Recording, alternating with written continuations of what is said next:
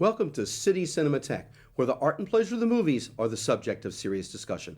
I'm your host, Jerry Carlson, and I teach film studies at the City College of the City University of New York. Today it's our pleasure to present I Am Cuba, directed by Mikhail Kalatozov. This film from 1964 was a Soviet and Cuban co-production. Neither country liked it after it was finished, and it really stayed on the shelf for many, many years. But then, several years ago, it was rediscovered and is now recognized as one of the masterpieces of political cinema of the 20th century, ranking with Battleship Potemkin and Triumph of the Will. This is a film of an amazing visual texture. I think you'll be actually awestruck by some of the things that you see. And today, afterwards, it's our pleasure to have as our guest Yevgeny Yevtushenko, the distinguished Russian writer, poet, and filmmaker who was also the co-writer of this film. Now, take this opportunity to luxuriate in the visual textures of I Am Cuba. Welcome back to City Cinematheque. I hope you've enjoyed this rare opportunity to see I Am Cuba, an extraordinary film on the shelf for many years, but now available and open to discussion about its extraordinary qualities, visual and narrative. It's a real pleasure to welcome to City Cinematheque the distinguished Russian poet, writer, essayist, performer, filmmaker, Yevgeny Yevtushenko, who is also a distinguished professor at Queens College of the City University of New York. Welcome to City Cinematheque, Mr. Yevtushenko. Thank you. Let's. You are the co-writer of this film. Let's talk about the origins of the film. Were you already in Cuba at that point? What were you doing when this film was? You know, first of all, the Cuban Revolution was very important for my generation of Russian young intellectuals, Russian writers, poets, for everybody in Russia, because we have very old, big cheeses in Russian politics. They were not able to improvise their speeches. They were always very boring, their speeches.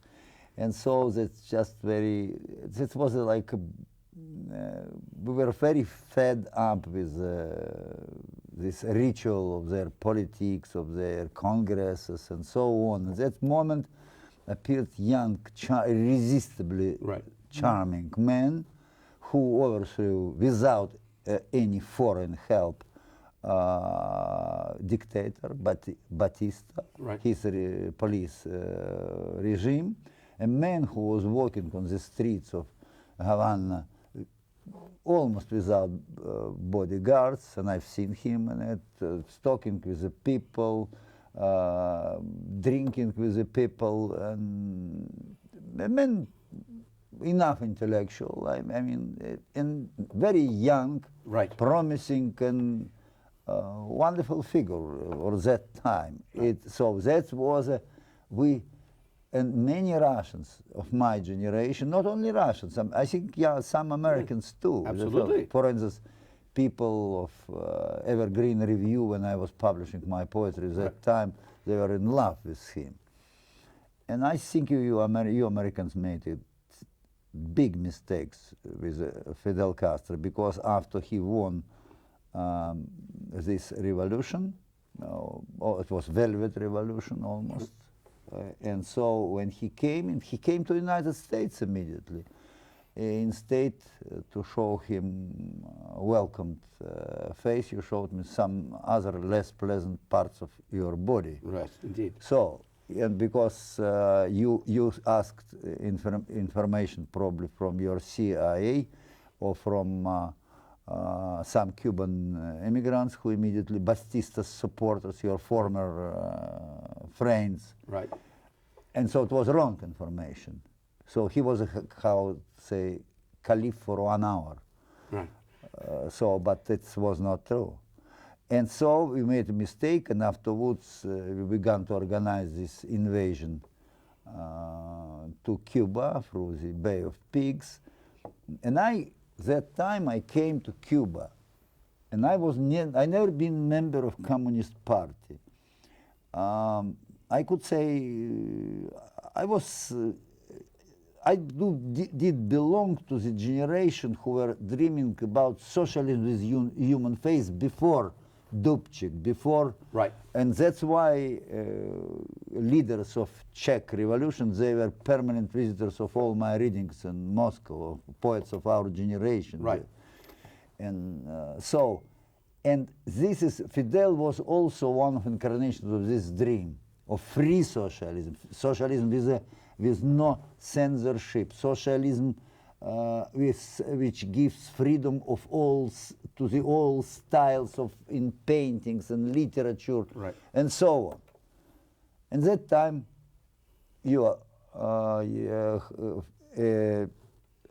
young Kennedy inherited idea of invasion from Eisenhower's administration, and happily, he in last moment he canceled aviation support. Right. Happily. That's why it was almost bloodless and so on. But afterwards, absolutely unexpectedly for Russians, because Russians, it's very interesting that Russians, Fidel was taking money from everybody, from some Americans. And one Russian, I could say, freelance James Bond, Russian, Alexeyev. He was in Mexico under the cover of a journalist. And he liked Fidel very much. And he wrote his coded information that Moscow has to support Fidel, to give some money. Right.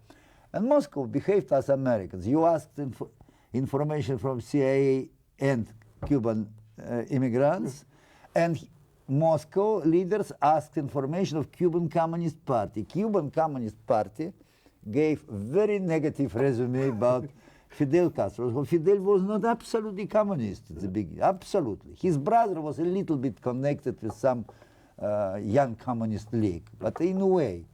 So you made the wrong decision, and you began to push Fidel on the different road. Right. He gave first step, Fidel did, as a leader of Cuba. He gave hand to America, and America didn't accept his hand. So it was, and I came there, and I really have seen beautiful beginning of Cuban Revolution. I never seen, I was so happy, childishly happy, and I was writing my poetry, which was not a little bit superficial, because joy sometimes doesn't help us to analyze events, Yes, in this moment, and I was publishing, I was a correspondent of Pravda, not being member of Communist Party. It's never happened before. And I was poetical correspondent, sending my very romantical poetry through the Western Union, so destroying Pravda economically. Right. So, and even that's one of our leaders, Khrushchev, he made a joke that nobody, even worst enemies of socialism, didn't make such a economical damage for communism like Yevtushenko's poetry sent through Western Union to Pravda. So, in this moment I was invited. My poetry was very well received. Because Russians, they liked Fidel too. Many Russians, they were calling with the name Fidel their children that time. And so Kalatozov, a great film director. Indeed. He made a film which was very popular in Cuba, Cuando vuelan los cigüeños, and when cranes are flying. The cranes are flying, it's called in English. Yes, cranes are flying. A film, by the way, available here and known in the United States. And it was the first film which broke Iron Curtain between our countries. Right. Novel Dr. Zhivago and film Cranes Are Flying, they created this breakthrough. Right. Again, already getting rusty Iron Curtain. Right. In this moment, Gagarin came in Cuba. It was also a splash of enthusiasm. Right. And I went in Cuba. That was moment after the invasion, and so they invited me to write this script. In this moment, I was attacked by some hardliners. because of Babi Yar, my poem against anti-Semitism, and another poem, Heirs of Stalin, which very interesting that I wrote in Cuba, being correspondent proud. So, and in this moment, but it was not easy for them, for Kalatozov and Rusevsky, to get permission to support, to suggest me as a script writer for first Cuban-Russian collaboration in arts. But they did it. They were very stubborn. And so I was working. Here I came second time to Cuba when I learned already Spanish. But when they came here, it was different times already. Okay. A bit different era. Fidel made some mistakes. And I was a witness that Khrushchev asked him with a special coded telegram not to close private market in Cuba. Very interesting. Khrushchev asked him and made some people for the Western press. I read this because Mikoyan, when Mikoyan came in Cuba, in my presence, they decoded Khrushchev's personal cable letter to Fidel Castro. And I was witness how it was read. And afterwards it happened. So it's another revolution. Afterwards it was missiles and so on and turmoil. And when Kalatozov and Rusevsky came to Cuba, I wanted to show them beautiful vegetable market, fruit vegetable market in Cuba. Many floors, you know, that's beautiful. Like it looks like a Guggenheim museum, something like that. And we came there first morning of Rusevsky and Kalatozov. They were very nervous, very inspired, very happy being in Cuba. And it was just whistled wind, was empty all those, and only Bulgarian vinegar, some Russian tin cans, and lining up for something Cuban women. Right. Gardens were covered, fields were covered with rotten fruits because they stopped commercial, private agriculture. They didn't organize states buys of products, you know, that was very spontaneously. Right. And so in Kalatozov and Rusevsky heard they were crying. Right. They were crying because some Cuban women were Russians go home. The same, instead Yankee go home. Because they thought that this market is closed because of Russian pressure. Right. Where in fact, you had been present for Khrushchev saying, don't do this, it would be a mistake to do this. Yeah. Well, let me just stop you just for 1 second. For those who did not read the titles of the film carefully, just to point out that when you speak of Kalatozov and Urusevsky, it was Sergei Urusevsky who was the partner of Mikhail Kalatozov and who was his director of photography. And it's their collaboration that is responsible for this magnificent visual texture of the film and for their anterior work, like The Cranes Are Flying, that is so distinguished visually. Well, now did you work, what was the arrangements in terms of the work with the Cubans? You were working with, I know, the Cuban novelist and filmmaker later, Enrique Pineda Barnett.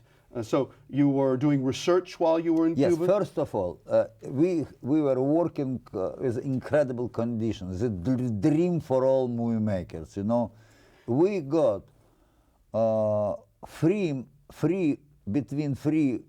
but we working three or 4 months to find material for the script, just to find, you know, it's a dream, you know. And we were, I repeated way of Fidel Castro and Sierra Maestra together with Enrique with rucksacks, not Kalatozov, it was too much for him. And he, at the same time, he was sitting in Havana checking old documentary films of Batista. I've seen them too when I came back by nights. And Pineda Barnett and me, we decided to write separate versions and to try to combine. Okay. So that's how we were working. And I don't think it doesn't matter, you know, in such a collaboration, what belongs to whom, it doesn't matter, you know. No, absolutely. And was it always to be this film of multiple episodes, which, you know, we know there are many anthology films, but one thinks here not of the visual texture, but of the sense of episodes of something like Rossellini's Open City, where you get the beautiful film, Roma città aperta. Absolutely. And in which you get these different views of the society at the time from different. Was that your kind of model, or how did you? Yes, I could tell you what all our generation of writers, we were influenced, even not only in the cinema, but in our literature, in our poetry, by Italian neorealism. Because in Italy, during fascism, totalitarian regime, it was very pompous, so-called films of cinema of white telephone. Right, exactly. So other things, you know, pompous opera-like made films which were not connected with the reality, absolutely. And when we see Roma città aperta, Bicycle Thieves, another wonderful film, unfortunately forgotten, you couldn't find it in the United States on the cassette. Yeah, even in Italy you couldn't find it. Roma alle 11, Rome at 11 o'clock. It's a great film by De Santis. Other films, you know, for us, it was a great discovery. It's again pushed us back to the road of realism, to reality, from the fake reality of totalitarian regime. And when I met later, I met Cesare Zavattini, right, and I told him, but we all are children of your Bicycle Thieves, which is still my most beloved film in the world. And he said, but we were children of Russian realism of the end of 19th century. Right. And so our, in a way, Chekhov, through Italian neorealism, Tolstoy, they came back to us. Right.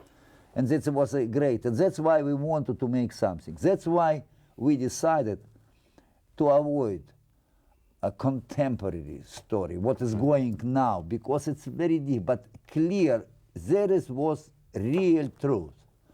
It was, regime of Batista was unbearable, and rebellion against this regime was fair. Exactly. And that was real true history. We didn't want to touch current politics because we were right. That's why this film you see and you understand, you could feel that film made with sincere hands. Absolutely. But there are some naive views, of course. Naive views. In my opinion, generally, Urusevsky, first of all, was dictator. Is that right? Okay, tell me about that. Many geniuses are dictators. And a genius of cinematography he was, yes. Yeah. And so he just told me, his condition was, no words. Cinema, it's a visual art. So the dialogue is that's a minimum, just minimum. He wants that. In the beginning, he didn't want even one word. So it's one of my weapons, words. I understood him partly, but I think when so he exaggerated in his imagination the importance of cinema only like a visual art. He was a painter, good painter, above all himself, and he himself became the film director. He made some not bad films, but they were like you couldn't use even for salad concentrated vinegar. You understand? I understand. So it was so beautiful. But sometimes his films, which was so beautiful, but sometimes each shot was so beautiful, it was too concentrated. It was impossible to use, to consume it. Absolutely. The eyes were tired, and that's why it belongs to kind of art so beautiful that you want to piece of as I don't want to say it this word. Okay, yeah, murd, the murd. Murd, okay. The piece Yes, of the yes, murd, yes. you know. Doggy do is what we sometimes. Doggy do, okay, doggy do, you understand. I understand very well. But we were discussing him. He was a man alive and so. And it was torture for me to write with no words, no. And, but I understood his view. But sometimes I would become desperate because, you know, that I was a very skillful guy because living on the 17th floor of Havana Libre, former Havana Hilton. So I taped about 4 on the slow speed, Right. About 4 hours on my tape, recording tape, my writing, Okay. typewriter, and I was going to beautiful Havana nightclubs, Right. sipping not less beautiful cocktails, and so pretending that I'm working. So that Enrique was working and we were meeting, but a little bit step by step, and I could tell you generally about results. I think that in this film, probably weakest part is a script. Probably. Okay, yes. Probably. Yeah. But because I worked only for Urusevsky sometimes. Yeah. Kalatozov was, unfortunately, sometimes he was a softer than Urusevsky. Okay. Urusevsky was dictating even him. And most beautiful part of this film, it's a cinematography itself. Absolutely. Script, very sincere, believe me. We don't think about any political profit, how it will look in eyes of Fidel himself or eyes of our government. We were not thinking about it. We were doing it film is very sincere, but naive. Yeah. For instance, the piece about American sailors, we couldn't get American actors.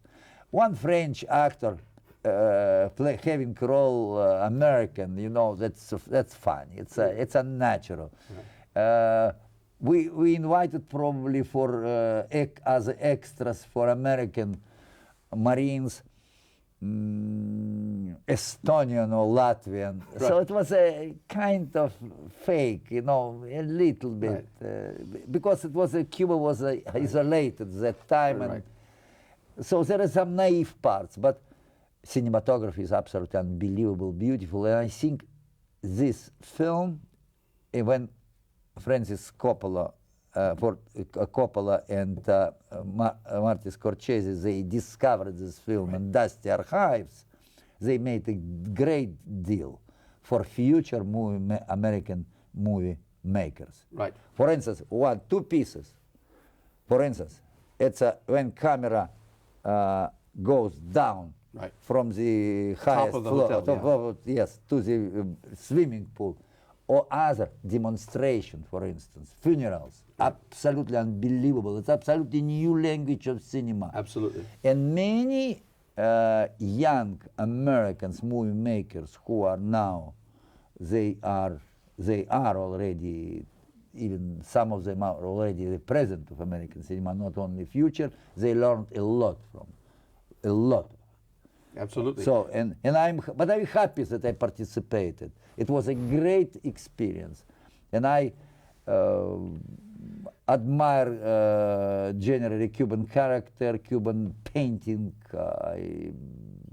Cuban people, dances, and I hope that in near future America finally will improve a relationship and will understand what you made at the very beginning of Cuban Revolution. You made mistakes, right.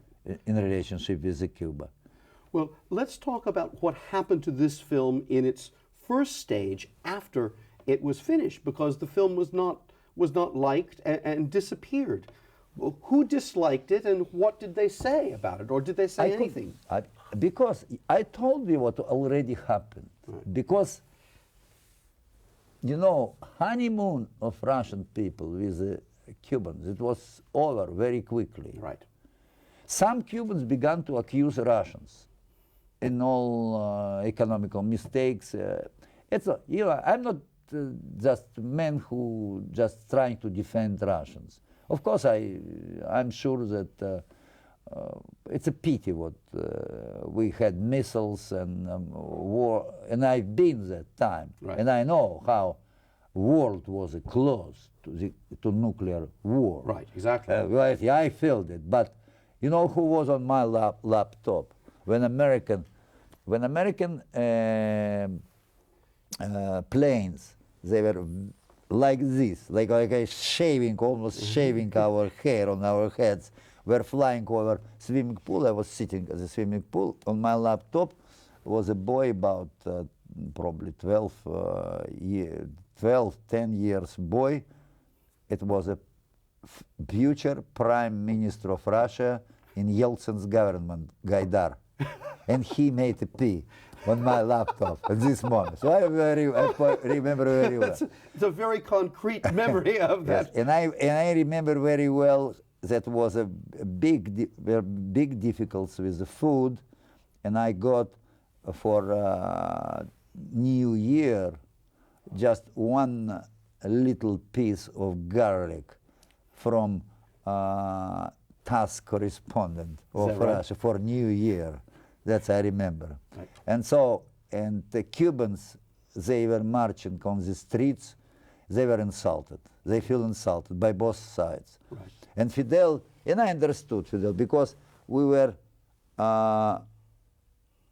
talking with Americans overhead of Fidel, but it was it